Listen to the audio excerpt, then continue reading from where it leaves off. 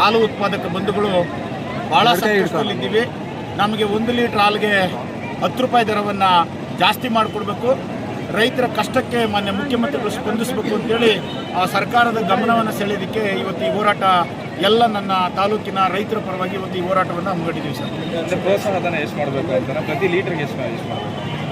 ನಮಗೆ ಪ್ರೋತ್ಸಾಹಧನ ಕೊಡೋದು ಬೇಡ, ಅವರು ನಮ್ಮ ನಿರ್ಧಾರದಲ್ಲಿ ಇಟ್ಕೊಳ್ಳೋದು ಬೇಡ, ಮಾರಾಟ ದರ ಜಾಸ್ತಿ ಮಾಡಲಿ. ನಮ್ಗೆ 1 ಲೀಟ್ರಿಗೆ 10 ರೂಪಾಯಿ ರೇಟನ್ನು ರೈತರಿಗೆ ನಾವು ಏನು ಇವತ್ತು ರೈತರ ಕಡೆಯಿಂದ ಹಾಲು ತಗೊಂತೀವಿ ಅದಕ್ಕೆ 1 ಲೀಟ್ರಿಗೆ 10 ರೂಪಾಯಿ ಜಾಸ್ತಿ ಹಾಕ್ಕೊಡ್ಬೇಕು ಅಂತೇಳಿ ನಮಗೆ ಮನವಿ. ಕೆಲವೊಂದು ನಿರ್ದೇಶಕರು ಏನಾದರೂ ಪ್ರೋತ್ಸಾಹಧನ 5ರಿಂದ 10ಕ್ಕೆ ಏರಿಕೆ ಮಾಡಬೇಕು ಅನ್ನೋದು ನಾವು ಪ್ರೋತ್ಸಾಹಧನ 5ರಿಂದ 10 ರೂಪಾಯಿ ಅಂತಲೇ ಮನವಿ ಕೊಟ್ಟಿದ್ದೀವಿ. ಅವ್ರು ಇದು ಕೊಟ್ಟು ಅದಕ್ಕೆ ಈ ಎಡಗೈ ಕೊಟ್ಟು ಬಲಗೈ ಕಿತ್ಕೊಳ್ಳೋಂಥ ವ್ಯವಸ್ಥೆ ಬೇಡ ಅಂತ ನಮ್ಮದು. ಯಾಕಂದರೆ ನಮಗೆ ಪ್ರೋತ್ಸಾಹಧನಕ್ಕಿಂತಲೂ ಮಾರಾಟ ದರನೋ ಇಲ್ಲ ನಮಗೆ ನಾವು ಏನು ಪ್ರೊಕ್ಯೂರ್ಮೆಂಟ್ ಮಾಡ್ತೀವಿ ಆ ದರನ ರೈತರ ತಗಿಂದ ಹಾಲು ತಗೊಳ್ಳೋ ದರನ ಹೆಚ್ಚಿಗೆ ಮಾಡಿಕೊಡ್ಬೇಕು. ಪ್ರೋತ್ಸಾಹಧನ ಯಾವ ಬೇಕಾದ್ರೂ ಹಿಂಪಡಿಬೋದು ಅವರು. ಇವತ್ತು ಹೊರ ರಾಜ್ಯದ ಹಾಲು 50 ರೂಪಾಯಿ ಐತೆ, ನಾವು 40 ರೂಪಾಯಿ ಕೊಡ್ತೀವಿ. 10 ರೂಪಾಯಿ ಡಿಫ್ರೆನ್ಸ್ ಇದೆ ನಮಗೂ ಹೊರ ರಾಜ್ಯದವ್ರಿಗೂ 10-12 ರೂಪಾಯಿ ಡಿಫ್ರೆನ್ಸ್ ಇದೆ. ಆದ್ದರಿಂದ ನಾವು ಕೇಳ್ತಾ ಇರೋದು ಇಲ್ಲಿವರೆಗೂ ನಾವು ನಮ್ಮ ರಾಜ್ಯದ ಎಲ್ಲ ಗ್ರಾಹಕರಿಗೂ ಭಾಳ ಕಮ್ಮಿ ದರದಲ್ಲಿ ಉತ್ತಮವಾದಂಥ ಹಾಲನ್ನು ಕೊಟ್ಟಿದ್ದೀವಿ. ಇವತ್ತು ನಮ್ಮ ಮಾಧ್ಯಮದ ಮುಖಾಂತರ ನಮ್ಮ ಗ್ರಾಹಕರಲ್ಲಿ ಮನವಿ ಮಾಡೋದು, ವಿರೋಧ ಪಕ್ಷದವರಲ್ಲಿ ಮನವಿ ಮಾಡೋದು ಏನಂದರೆ ರೈತರಿಗೆ ಏನಾದರೂ 10 ರೂಪಾಯಿ ಜಾಸ್ತಿ ಮಾಡಿದರೆ ದಯವಿಟ್ಟು ಯಾರೂ ಹೋರಾಟ ಮಾಡಬೇಡ್ರಿ. ಇವತ್ತು ರೈತರ ಪರಿಸ್ಥಿತಿ ನೀವು ಹಳ್ಳಿಗಳಿಗೆ ಹೋಗಿ ನೋಡಿರಿ. ಇವತ್ತು ಸ್ಕೂಲ್ ಮಕ್ಕಳನ್ನ ಓದಿಸೋದಕ್ಕೆ ಸಂಸಾರ ನಡೆಸೋದಕ್ಕೆ ಭಾಳ ಕಷ್ಟಪಟ್ಟು ಈ ಮಾನ ಮರ್ಯಾದೆಗೆ ಅಂಜಿ ಇವತ್ತು ಜೀವನ ಮಾಡೋಂಥ ಒಂದು ಪರಿಸ್ಥಿತಿಯಲ್ಲಿ ನಾವು ರೈತರಿದ್ದೀವಿ. ಅನೇಕ 80% ರೈತರು ಹೈನುಗಾರಿಕೆಯನ್ನು ನಂಬಿ ಬದುಕ್ತಾವ್ರೆ. ಅವ್ರಿಗೆಲ್ರಿಗೂ ನೀವು ಉತ್ತೇಜನ ಕೊಡಬೇಕು.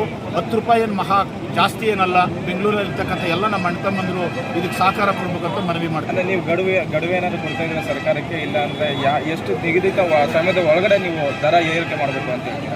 ನಮಗೆ 10 ರೂಪಾಯಿ ರೇಟನ್ನು ಈ ಒಂದು 15ನೇ ತಾರೀಕು ಒಳಗಡೆ ಮಾಡಿಕೊಡ್ಬೇಕು ಅಂತ ನಮ್ಗೆಲ್ಲರದು ಮನವಿ. ಅದರ ಮುಂದಿನ ಹೋರಾಟ ನನಗೆ 100ಕ್ಕೆ 100 ನಂಬಿಕೆ ಇದೆ. ಯಾಕಂದರೆ ಈ ರೈತರ ಪರವಾಗಿ ಮಾನ್ಯ ಡಿ ಕೆ ಸುರೇಶ್ ಅವರು ಇರೋ ದಿವಸ, ಡಿ ಕೆ ಶಿವಕುಮಾರ್ ಅವರು ಸಹ ರೈತರ ಪರವಾಗಿ ಇರೋ ದಿವಸ 100ಕ್ಕೆ 100 ಮಾಡ್ತಾರೆ ಅಂತ ನಂಬಿಕೆ ಇದೆ. ಒಂದು ವೇಳೆ ಮಾಡದೆ ಹೋದರೆ ಇವತ್ತು ವೆಜಿಟೇರಿಯನ್ ಹೋರಾಟ ಮಾಡಿದ್ದೀವಿ, ಅಂದರೆ ಶಾಂತ ರೀತಿ ಹೋರಾಟ. ನೆಕ್ಸ್ಟ್ ಹೋರಾಟ ಬೇರೆ ಥರ ಇರ್ತದೆ, ಅದು ಬೆಂಗಳೂರ ಮಾಡ್ತೀವಿ. ಬೆಂಗಳೂರು ಜನ ಆಚೆನೂ ಬರೋಕ್ಕಾಗಬಾರ್ದು ಈಚೆನೂ ಬರೋಕ್ಕಾಗಬಾರ್ದು. ಎಲ್ಲ ರೈತರು ಹೋಗಿ ಬೆಂಗಳೂರು ರೋಡ್ಗಳಿಗೆ ಮಲ್ಕೊಂತೀವಿ. ಅದು ಎಷ್ಟು ಪೊಲೀಸ್ ಫೋರ್ಸ್ ಬರ್ತದೋ ನೋಡೋಣ. ಅದೇ ನನ್ನ ಲೆಕ್ಕ ಆ ಮಟ್ಟಕ್ಕೆ ಹೋಗಲ್ಲ. ರೈತರನ್ನ ಎದುರಾಕ್ಯಣಲ್ಲ. ರೈತರ ವ್ಯವಹಾರ ಜ್ಞಾನ ಇರ್ತಕ್ಕಂಥದ್ದು ಮಾನ್ಯ ಡಿ ಕೆ ಸುರೇಶ್ ಅವರಿಗೆ. ಹಾಲಿಗೆ ನೀವು ಹೆಂಗೆ ಒಂದು ಪ್ಲ್ಯಾಟ್ಫಾರಮನ್ನು ರೆಡಿ ಮಾಡಿದ್ದೀರಾ, ಅದೇ ರೀತಿ ನಾವು ಬೆಳೀತಕ್ಕಂಥ ಎಲ್ಲ ತರಕಾರಿಗೂ ಒಂದು ಪ್ಲ್ಯಾಟ್ಫಾರಮ್ ಮಾಡಿ ರೈತರಿಗೊಂದು ಬೆಲೆ ನಿಗದಿ ಮಾಡಿಬಿಟ್ರೆ ನೀವು ಯಾರಿಗೂ ಕೆಲಸನೇ ಕೊಡಿಸ್ಬೇಕಾಗಿಲ್ಲ, ನಿರುದ್ಯೋಗ ಸಮಸ್ಯೆನೇ ಇರಲ್ಲ. ನಾವು ಬೆಳೆದಂಥ ಬೆಳೆಗೆ ಒಳ್ಳೆ ಬೆಲೆ ನಿಗದಿ ಮಾಡಿರಿ. ಯಾವ್ಯಾವ ಏರಿಯಾದಾಗ ಏನೇನು ಬೆಳೆ ಬೆಳಿಬೇಕು ಅಂತ ಹೇಳ್ಬಿಟ್ಟು ಸೂಚನೆ ಕೊಟ್ಟರೆ ಎಲ್ಲರೂ ಅದೇ ಥರ ರೈತರು ಬೆಳೀತಾರೆ. ಯಾರು ನೀವು ಒಂದು ಫ್ಯಾಕ್ಟ್ರಿ ಕಟ್ಟಂಗೂ ಇಲ್ಲ, ಒಂದು ಜಮೀನು ಅಕ್ವೈರ್ ಮಾಡೋಂಗೂ ಇಲ್ಲ. ನಾವೇ ಈ ರಾಜ್ಯನ ಈ ದೇಶನ ಸಾಕ್ತೀವಿ. ಅದರಿಂದ ಈ ಕಡೆ ಹೆಚ್ಚು ಒತ್ತನ್ನು ಮಾನ್ಯ ಡಿ ಕೆ ಸುರೇಶ್ ಅವರು ಕೊಡಬೇಕು, ಡಿ ಕೆ ಶಿವಕುಮಾರ್ ಅವರು ಇದಕ್ಕೆ ಉತ್ತೇಜನವನ್ನು ಕೊಡಬೇಕು ಅಂತ ನಮ್ಮ ಮನವಿ.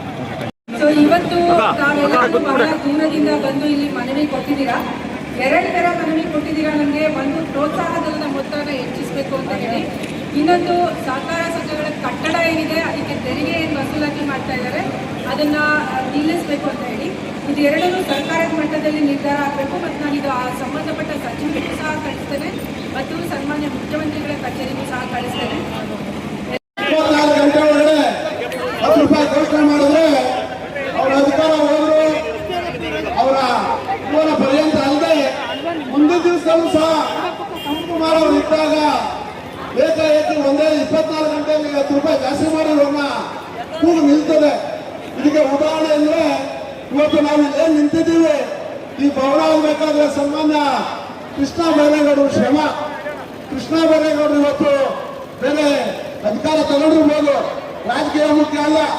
ಒಂದು ಸಾರಿ ಗೆದ್ದಂತ ಚುನಾಯಿತ ಪ್ರತಿನಿಧಿಗೆ 5 ವರ್ಷ ಅವಧಿ, 5 ವರ್ಷ ಆಯಸ್ಸು. ಅದಾದ್ಮೇಲೆ ಮತ್ತೆ ಜನ ನಾನು ಇನ್ನೊಂದು 5 ವರ್ಷ ಆಯಸ್ಸು ಕೊಡ್ಬೋದು ಬಿಡ್ಬೋದು.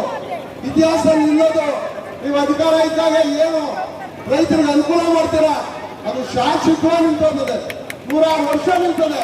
ಸನ್ಮಾನ್ಯ ಶಿವಕುಮಾರ್ ಸಾಹೇಬ್ರೆ, ನೀವು 24 ಗಂಟೆ ಒಳಗಡೆ ನಾಳೆ ಮಧ್ಯಾಹ್ನದ ಒಳಗಡೆ ಹಾಲಿಗೆ 10 ರೂಪಾಯಿ ಪ್ರೋತ್ಸಾಹಧನ ಕೊಡಲೇಬೇಕು ಅಂತ ಎಲ್ಲ ರೈತರ ಪರವಾಗಿ ಒತ್ತಾಯ ಮಾಡ್ತಾ ಇದ್ದೇವೆ.